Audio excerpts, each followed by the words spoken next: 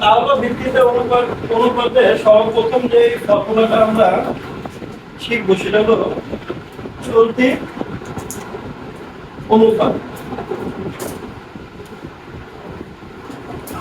এখন আমাদের এই অধ্যায়ে সাধারণত আমরা যারা পড়াই এবং বইয়ের ভিতরে কি দেওয়া থাকে, ফর্মুলা দেওয়া থাকে, এবং ফর্মুলা গুলো কি কারণ হয়েছে কেন হয়েছে এগুলো জানিও না, আমরা নিজেরা কোনো মুখস্থ করি না, তোমরা মুখস্থ করলে আলটিমেটলি লাভ হয় না। তো ফর্মুলা আমরা কি আসলে মুখস্থ করার দরকার নাই। এখন দেখো আমরা একটু বললাম কি অনুপাত বলতে বুঝি কি দুইটা সমজাতীয় বিষয় তুলনা করা। কি করা? তুলনা করা। তুলনা বলতে আমরা কি বুঝি? যে ভাগ করবো। আমরা কি করবো? তুলনা বলতে আমরা নরমালি কি বুঝি? ভাগকে বুঝি। তাহলে এই অনুপাতে আমরা কি করবো? দুইটা সমজাতীয় বিষয়ে ভাগ করবো। আর তার ভিত্তিতে অনুপাত আমরা যখন করবো সেটার মূল উদ্দেশ্য হলো যে আমাদের চলতি যে দায়গুলো, চলতি দায়, এই চলতি দায় পরিশোধ করার ক্ষমতা প্রতিষ্ঠানের কিরকম আছে এটা জানার জন্য আমরা কি করি? তার ভিত্তিতে অনুপাতগুলা প্রস্তুত করে থাকি ও নির্ণয় করি।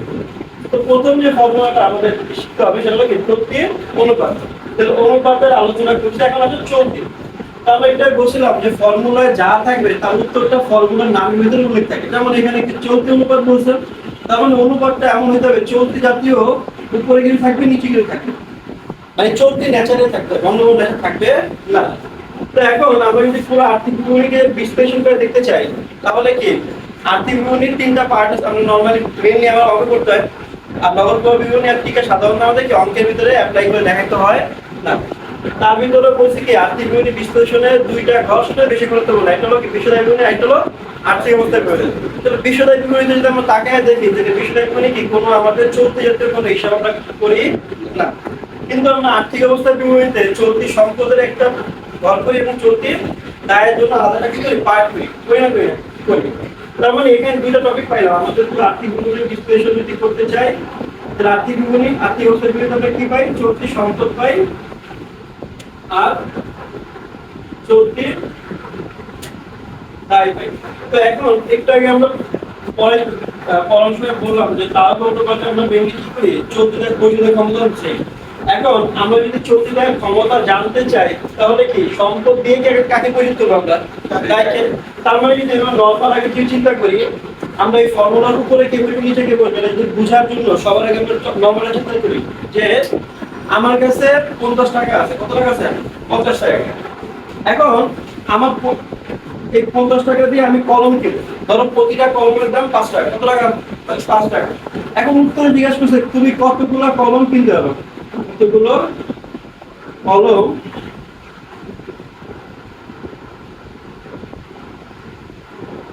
তার মানে 50 টাকা দিয়ে 5 টাকা প্রতিটার মূল্য। প্রতিটার মূল্য কত? প্রতি কলমের মূল্য 5 টাকা। তাহলে যদি আমাকে প্রশ্ন দেওয়া থাকে যে তোমার কাছে টাকা আছে 50 টাকা আর তুমি প্রতিটা কলম 5 টাকা মূল্য এবং তুমি এই 50 টাকা দিয়ে কতগুলো কলম কিনতে পারবে, তার মানে আমরা কি বুঝি যে এই 50টা কলম 50 টাকা আছে আমার কাছে, 50 টাকার উপরে লিখি আমি। আর নিচে বলছি কি আমার প্রতিটা কলমের ভ্যালু কত, প্রতিটা কলমের ভ্যালুটা আমরা নিচে লিখি। এখানে তাহলে উদ্দেশ্যটা কি? কতগুলো কলম কিনবো। তার মানে আমি কলম কিনবো কি দিয়ে? মোট টাকা দিয়ে। তাহলে আমি কয়টা কলম কিনতে পারবো? 10টা কলম কিনতে পারবো। ঠিক একই ভাবে যদি আমরা এখানে দায় পরিশোধ করতে চাই, কাকে দিয়ে পরিশোধ করবো? সম্পদ দিয়ে। তাহলে এই যে সম্পদ তাহলে কোথায় বসবেন? কারণ দায়কে পরিশোধ করবে সম্পদ, তাহলে সম্পদ কোথায় বসবেন? উপরে। তাহলে চলতি সম্পদ কোথায় বসতেছে? উপরে। আর চলতি দায় কোথায় বসবে? নিচে। খবরটা বুঝতে পারছি?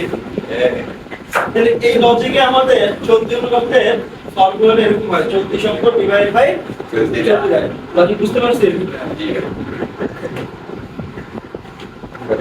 আচ্ছা,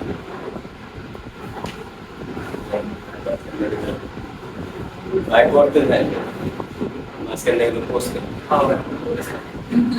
এই পুরা মনে করেন যে একটা ইয়ে চলে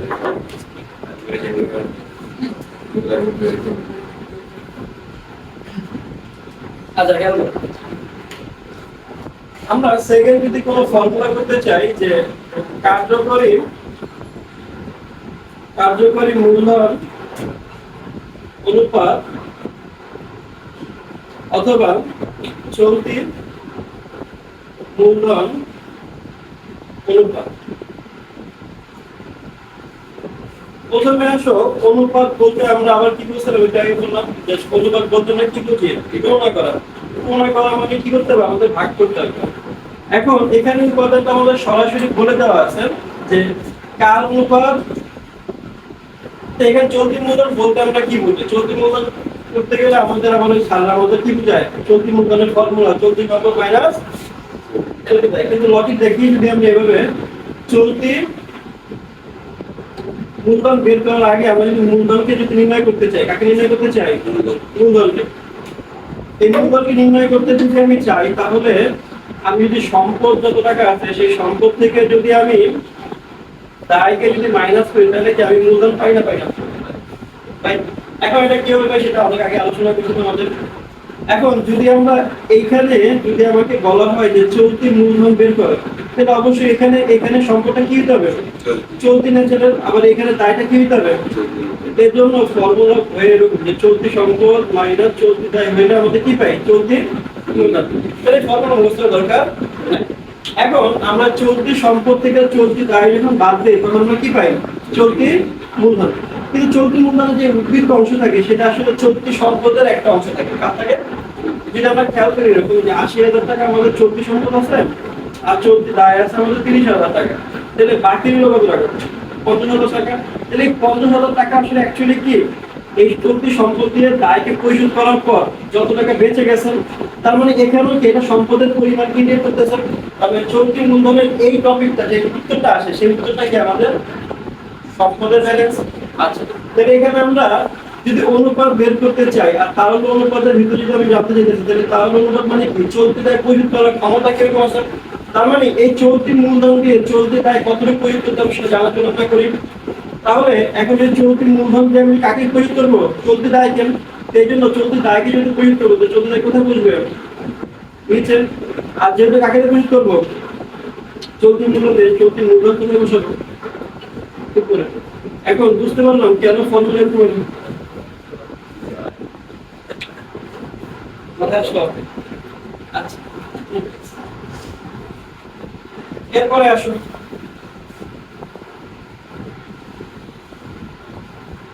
এরপরে আমরা শিখবো তারল্য তাৎপরিক অনুপাত। তারল্য অনুপাত।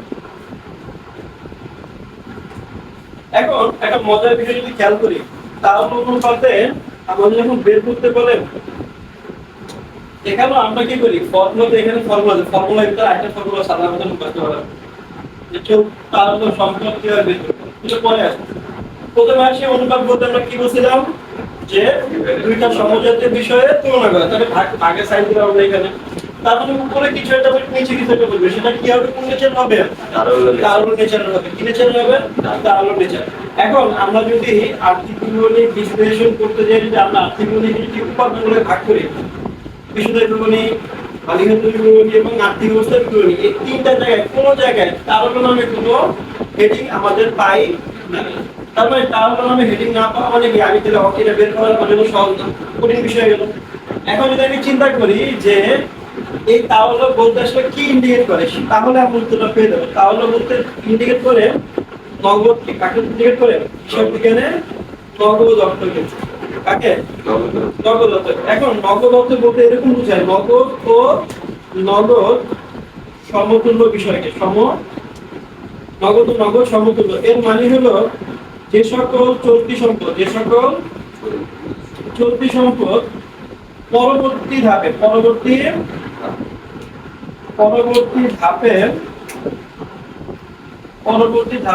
নগদ অর্থে রূপান্তরিত হবে, সে সকল সম্পদকে, চলতি সম্পদকে তারল্য সম্পদ হিসেবে বিবেচনা করতে হবে। এর মানে কি, যে আমরা যে মুখস্থ করি যে আমাদের তারল্য সম্পদ বের করার একটা ফর্মুলা পাঠ্য বই সব বইতে আছে। তারল্য সম্পদ এভাবে লেখা থাকে পাঠ্য বইতে, সাধারণভাবে মুখস্থ করা হবে। চলতি সম্পদ থেকে মাইনাস সমান্তরাল মজুদ পণ্য, মজুদ পণ্য প্লাস অগ্রিম খরচ। এখন এই ফর্মুলা আমাদের কি করা হয়, মুখস্থ করা হয়। কিন্তু এই লাইনটা আমাদের যদি কোনো পিটো টিচার যদি চায় যে এই ফর্মুলাকে এক সেকেন্ডে ভুল প্রমাণ করতে চাইলেই পারে। কিরকম, যদি আমাদের চলতি সম্পদের ভিতরে একটা টপিক আছে যে অব্যবহৃত মণিহারি, অব্যবহৃত মণিহারি, অথবা অব্যবহৃত মণিহারি না থাকলে আমাদের কোর্সে কি থাকতে পারে, সাপ্লাইজ। তো এই সাপ্লাইজটা আমাদের চলতি সম্পদের ভিতরে আসে নাকি? সাপ্লাইজ পরবর্তী ধাপে কখনোই কি হবে না, নগদে রূপান্তর হবে না, সাপ্লাইজ কি হবে, ব্যবহার হবে। যদি সাপ্লাইজ যদি ব্যবহার হয় তাহলে এই সাপ্লাইজটা তো এখানে আসা উচিত। কিন্তু স্যার যদি এখন ওই অঙ্ক করার সময় এই যে অব্যবহৃত মণিহারি দিয়ে দেয়, তাহলে তো আপনারা অঙ্কে এটা বাদ দিবেন না। সেটা কি, তাহলে সম্পর্কে ইনশাআল্লাহ ভুল উত্তর বের করতে কথা বুঝতে পারছেন? তো আমরা আসলে তারল্য সম্পদ বের করার জন্য ফর্মুলা মুখস্থ না করে কিভাবে বের করতে হবে সেটা একটু শিখি। মুখস্থ না করে আমরা বের করতে পারি সেটা একটু শিখি। দেখো প্রথমে আমরা চলতি আমরা এখানে তারল্য সম্পদ কি দিয়ে বের করবো বলছি, চলতি সম্পদ কি দিয়ে বের করবো, চলতি সম্পদ। তাহলে চলতি সম্পদগুলো প্রথমে লিখি, চলতি সম্পদ নগদ করা হাতে নগদ ব্যাংক জমা প্রাপ্য হিসাব প্রাপ্য বিল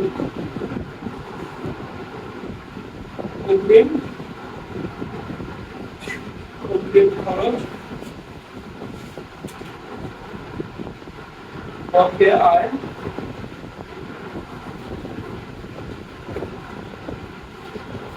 সমাপ্তি মজুদ পণ্য সমাপ্তি মজুদ অব্যবহৃত মণিহারি বা অথবা এটা যদি না থাকে কোনো প্রশ্ন কর সাপ্লাইজ।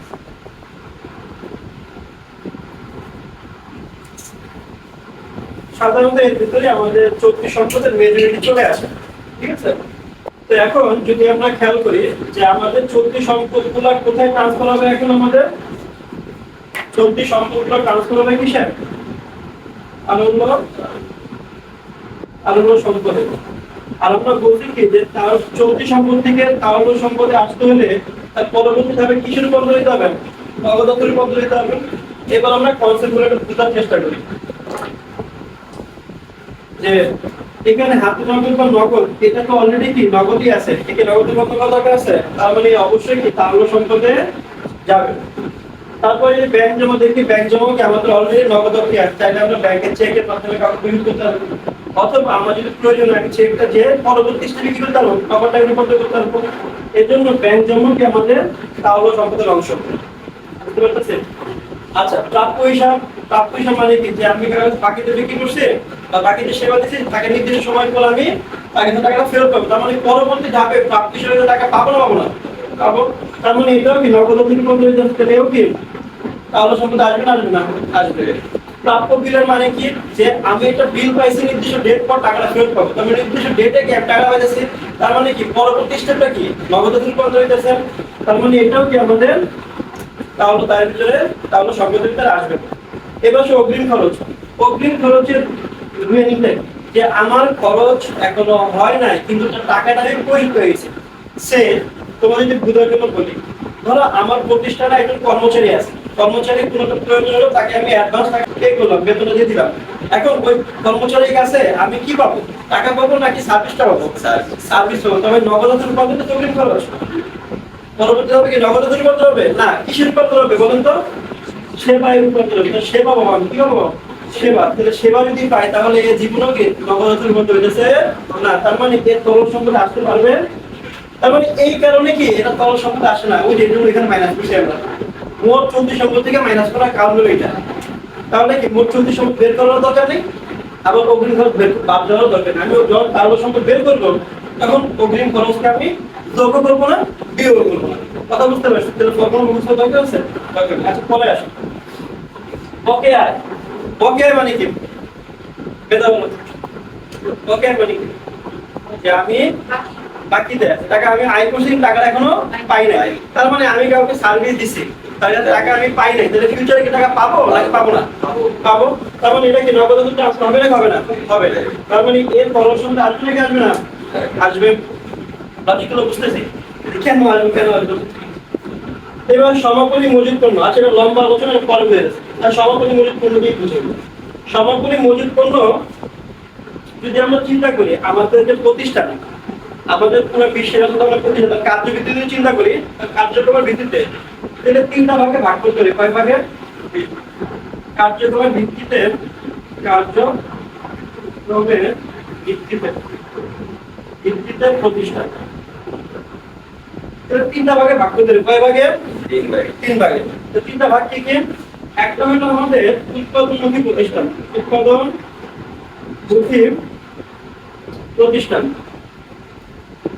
একটা হলো আমাদের ক্রয় বিক্রয়কারী প্রতিষ্ঠান, ক্রয় বিক্রয়কারী প্রতিষ্ঠান। আর একটা হলো সেবামূলক প্রতিষ্ঠান, সেবামূলক প্রতিষ্ঠান। তো এখন যদি আমরা চিন্তা করি যে সেবামূলক প্রতিষ্ঠান, এই তিন ধরনের প্রতিষ্ঠানের মধ্যে, সেবামূলক প্রতিষ্ঠানে কোনো পণ্যদ্রব্য নিয়ে ব্যবসা করে না, এই জন্য এর কি কোনো পণ্যদ্রব্য মজুদ থাকে।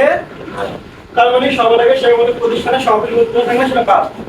এবার আসো আমাদের প্রতিষ্ঠানগুলো কয়টা? দুইটা আছে, ক্রয় বিক্রয়কারী প্রতিষ্ঠান আর হলো উৎপাদনমুখী প্রতিষ্ঠান।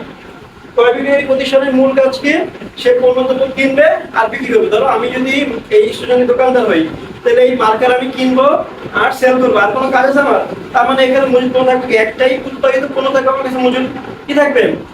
তার মানে এই ক্রয় বিক্রয়কারী প্রতিষ্ঠানের কাছে মজুদ পণ্য থাকবে, উৎপাদিত পণ্য থাকবে। কি থাকবে? উৎপাদিত পণ্য। এটা থাকবে কি? এটা মজুদ থাকবে। আর উৎপাদনমুখী প্রতিষ্ঠানের ক্ষেত্রে মজুদ থাকবে তিনটা স্তরে। কয়টা স্তর থাকবে?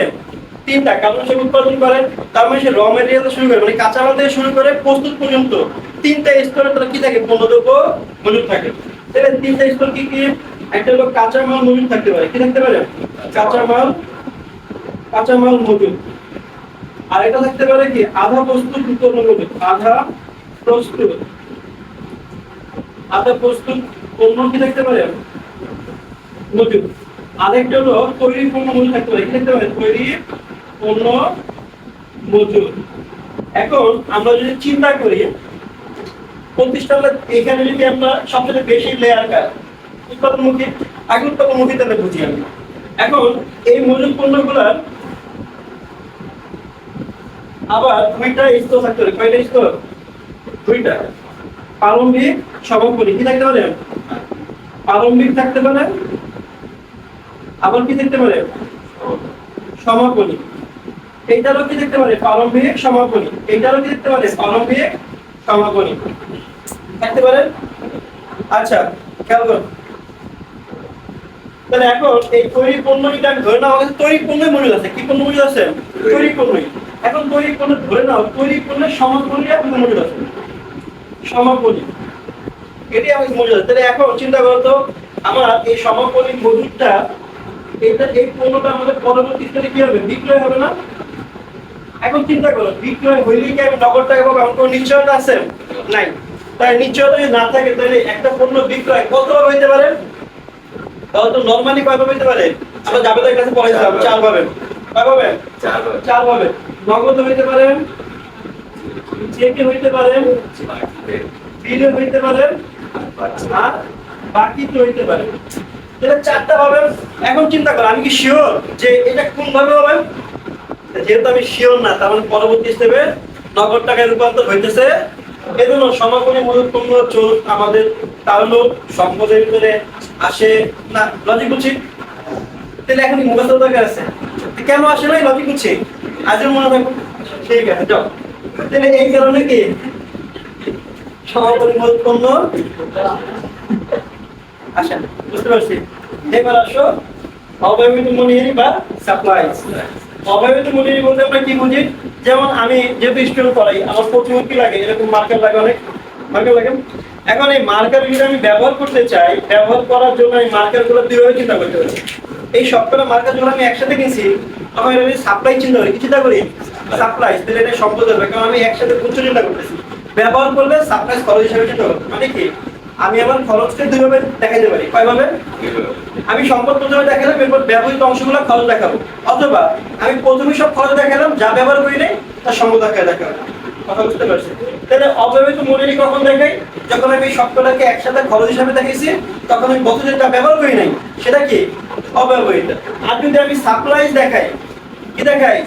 সাপ্লাইজ। তার মানে বছর শেষে আমি সাপ্লাইজ খরচ দেখাবো। সাপ্লাইজ খরচ আমাদের কি খরচ, এর জন্য এই সম্পদের ভিতরে আসে। তাহলে এখন সাপ্লাই অথবা অবৈধ মানে যেটাই হোক, আমি কি মার্কেট গুলা কি কাগজ বিক্রি করতে পারবো? তার কিছু তো গেছি, কিছু তো গেছি ব্যবহার। তার মানে নগদ রূপান্তর হওয়ার কোনো উপায় আছে? নাই। এজন্য আমাদের অব্যবহৃত মূলধনী বা সাপ্লাই নগদ রূপান্তর হয় না, কিন্তু একটি তরল সম্পদ আসবে। Logic clear? এর তরল সম্পদ কি এখন বের করার জন্য ফর্মুলা মুখস্থের প্রয়োজন আছে? বুঝা গেল? তাহলে এখন আমরা একটা টপিক পাইলাম যে তারল্য অনুপাতে আমরা কি পেলাম, একটা কনসেপ্ট ক্লিয়ার হলো যে আমাদের উপরে যে তরল সম্পদ বসবে, সে তরল সম্পদ কেউ বের করতে সে পেয়ে গেল নাকি? চলো এখন তরল সম্পদ বা তারল্য সম্পদ যেটা বলি একই। এখন আমি যদি চিন্তা করি যে এখানে নিচে তাদের তরল দায় বসানো উচিত, বসাইতে পারি আমরা, কোনো সমস্যা নেই, তারল্য দায়। কিন্তু আমাদের একটা কনসেপ্ট আছে অ্যাকাউন্টিং এর, স্টুডেন্ট কনসেপ্ট। কি কনসেপ্ট? Student concept. তো আশা করি খেয়াল করি চলতি দায়ের একটা দায় আমরা কি করতে পারি, না দেখলেও চলে। মানে আমাদের দায় হিসাবে যদি গণ্য না করি, তাহলে তরল দায় বের করতে হয়। সেটা ব্যাংক জমাতিরিক্ত। কি জমাতিরিক্ত?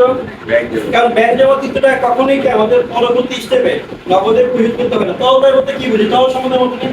তরল সম্পদ রূপান্তরিত নগদ আমি পাইছি, আর দায় বলা কি আমি পরবর্তী স্টেপে নগদ টাকায় পরিশোধ করবো। কথা বুঝতে পারছেন?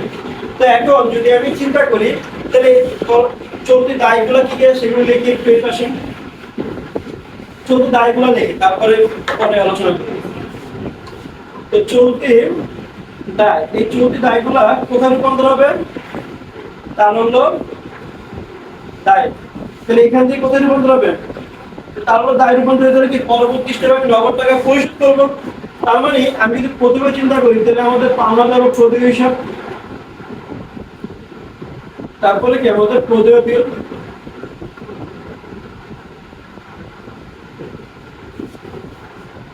ব্যাংক জমা তিরিক্ত অথবা ব্যাংক ও পরিমাণে ওভারড্রাফট। ইংলিশে বলি কি ওভারড্রাফটকে, বাংলায় বলি কি জমা তিরিক্ত। তারপরে কি হতে পারে আমাদের অগ্রিম আয়, অগ্রিম আয়। আরেকটা হলো বকেয়া খরচ। তাহলে এখন আমরা কি শিখবো, যে চলতি দায়িত্বে কিভাবে আমরা তারল্য দায়ে রূপান্তর করবো। কোনগুলা চলতি দায় থেকে তারল্য দায়ে যাবো। দেখো আমরা তারল্য দায় বললাম কি, যে চলতি যে দায়গুলো পরবর্তী হিসেবে নগদে পরিশোধ করবো। নগদে কি করবো? পরিশোধ করবো। সেইগুলাই আমাদের কি হবে, তারল্য দায় হিসাবে আমরা বিবেচনা করবো। তাহলে এবার যদি আমরা চিন্তা করি যে প্রদেয় হিসাব, কি হিসাব? প্রদেয় হিসাব। প্রদেয় হিসাব কিছু ডেট পরে আমার কি করতে হবে? পরিশোধ হবে না? হবে। পরিশোধ যদি করতে হয়, তার মানে এটা আমাদের তারল্য দায়ের ভিতরে আসবে। এবার কেন প্রদেয় বিল। প্রদেয় বিল কি? যে বিলের টাকা নির্দিষ্ট দিন পর আমাকে কি করতে হবে? পরিশোধ করতে হবে। পরিশোধ করবো না করবো, নির্দিষ্ট দিন পর পরিশোধ করবো। তাহলে এই জন্য সেটা তারল্য দায় হিসাবে আমি বিবেচনা করবো। এবার দেখো ব্যাংক ওভারড্রাফট, ব্যাংক ওডি অথবা কি ব্যাংক ওভারড্রাফট আর কি ব্যাংক ওডি। আচ্ছা, এখানে ওভারড্রাফট তুমি লিখে এখানে জমা তো লিখতে, জমা তো ব্যাংক জবাবদিহিতে ইংলিশে বলে কি ব্যাংক ওভারড্রাফট আর ওভারড্রাফটের সংক্ষেপে আমরা ওভারড্রাফটের ও দিয়ে ওকে বুঝাই আর ড্রাফটের বাদিয়া ডিকে বুঝাই। তো ব্যাংক ওভারড্রাফটের কাজটাকে সেটা বুঝো। ব্যাংক ওভারড্রাফট মানে হলো ব্যাংকে যেটা যত টাকা আমার জমা আছে তার থেকে বেশি টাকা কি করছে উত্তোলন করছে, এর ফলে আমার কি হয় ব্যাংক ওভারড্রাফট হয়। একটা কথা বুঝতে পারছেন? আর ব্যাংক ওভারড্রাফট কোন হিসাবের মধ্যে নিতে পারি আমরা? একমাত্র চলতি হিসাব ছাড়া অন্য কোনো হিসাবে আমরা কি করতে পারি না, ব্যাংক ওভারড্রাফট পাই না। তাহলে এখন ব্যাংক ওভারড্রাফটের আসলে নেচারটা কি? ব্যাংক ওভারড্রাফটের টাকা পরবর্তী ধাপে সম্পূর্ণ অর্থ আমাদের কি করতে হয় না, পরিশোধ করতে হয় না। এত কথা বুঝতে পারছি? কেন হয় না খেয়াল করো। আমি যদি ঋণ নেই কারো কাছ থেকে, নর্মাল চিন্তা করো যে প্রতিষ্ঠান যদি কোনো ব্যক্তি বা প্রতিষ্ঠানের কাছে ঋণ নেয়, পরবর্তী স্টেপে সব টাকা দিয়ে দেয় নাকি ভাঙে ভাঙে টাকা দেয়? ভাঙে ভাঙে টাকা দেওয়া মানে পুরো টাকা পরিশোধ করে নিই আমি। তার মানে পুরোটা যদি পরিশোধ পুরোপুরি না করতে হয় তার মানে কি এখানে কিছু কিছু থেকে যায়। তার মানে কি পুরোপুরি পরিশোধ যদি না হলে সে কি তাহলে দায়িত্বে আসবে না। তাহলে ব্যাংক ওভারড্রাফটের টাকা আমি কি করব? ব্যাংকে ডিপোজিট করব। ব্যাংক আমার টাকা কি করবে? প্রতিনিয়ত ব্যাংক ওভারড্রাফট থেকে কেটে কেটে ব্যাংক ওভারড্রাফট যখন জিরো হবে তখন যে জিরোর পরবর্তীতে যা এক্সিস থাকবে বেশি হবে জমার টাকা পরিমাণ, সেটা জমা হিসেবে কাউন্ট করবো। এত কথা বুঝতে পারছি? তার মানে কি ব্যাংক ওভারড্রাফটের টাকা আমরা পরবর্তী ধাপেই সম্পূর্ণ প্রয়োগ করতে হয় না। এজন্য ব্যাংক ওভারড্রাফট আমাদের তারল্য দায়ের ভিতরে অন্তর্ভুক্ত করা হয় না। কথা ক্লিয়ার? তাহলে এ আমার কি তারল্য দায়ের ভিতরে আসবে। এবার আসো অগ্রিম আয়। অগ্রিম আয় বলতে আমরা কি বুঝি? যে আয় আমি কি অর্জন করি নাই কিন্তু টাকাটা আমি পেয়ে গেছি, তার মানে কি অনুপার্জিত আয়। তো অগ্রিম আয়কে চাইলে আমরা কি বলতে পারি? অনুপার্জিত আয় বলতে পারি। এখন অনুপার্জিত আয় বলতে কি বুঝি? টাকাটা আমি পেয়ে গেছি সেবা দেই, পরবর্তী হিসেবে কি দিব? সেবা দিব। নগদ টাকা কি দিব? নগদ টাকা যদি না দিই সে কি তাহলে তার ভিতরে আসবে নাকি আসবে না? আসবে না। তাহলে এই কারণে কি অগ্রিম আয় তাহলে তার ভিতরে আসবে।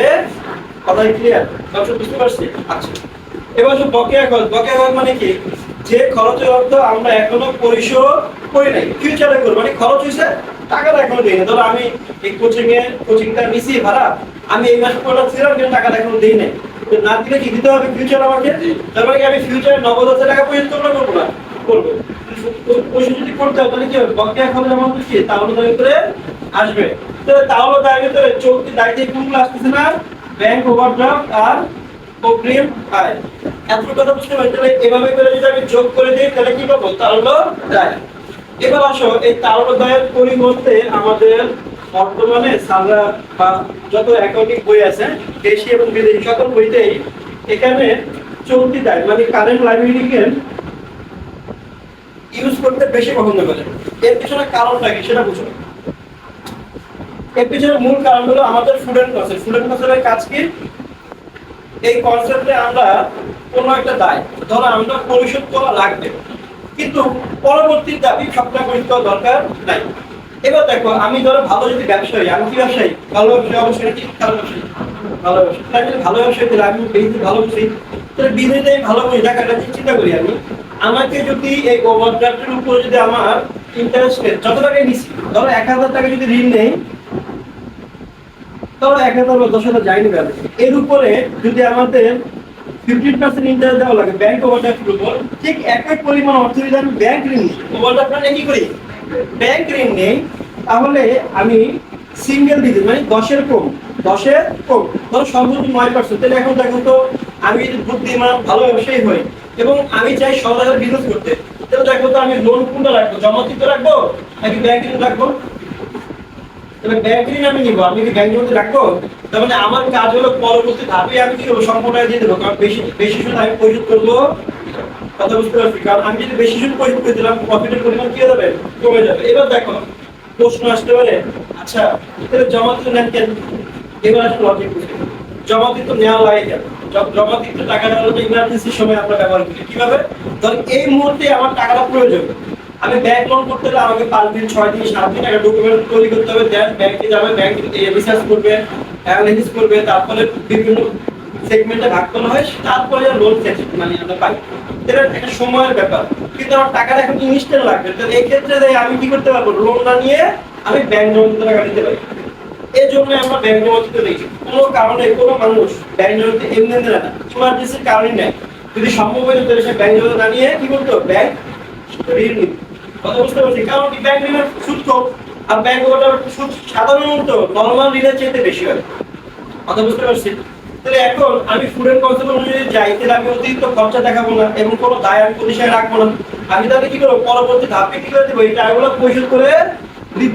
তার মানে আমি কোনো দায় মানে রেখে দিব না যে পরিশোধ করার জন্য। এই কারণেই আমাদের এই কারো দায়ের পরিবর্তে কি করা হয়েছে, চলতি দায়কে এখন আমরা ইউজ করে থাকি। লজিক বুঝতে পারছি কেন করি, লজিক ক্লিয়ার? তাহলে এই কারণে আমরা তাহলে সম্পদ ডিভাইড বাই তাহলে দায় অথবা তাহলে সম্পদ ডিভাইড বাই করতে দায় ব্যবহার করি কিসের মাধ্যমে, তাহলে অনুপাত জানার জন্য। তো তাহলে অনুপাতের কিভাবে করতে হবে বুঝতে পারছি, পুরো করতে ক্লিয়ার?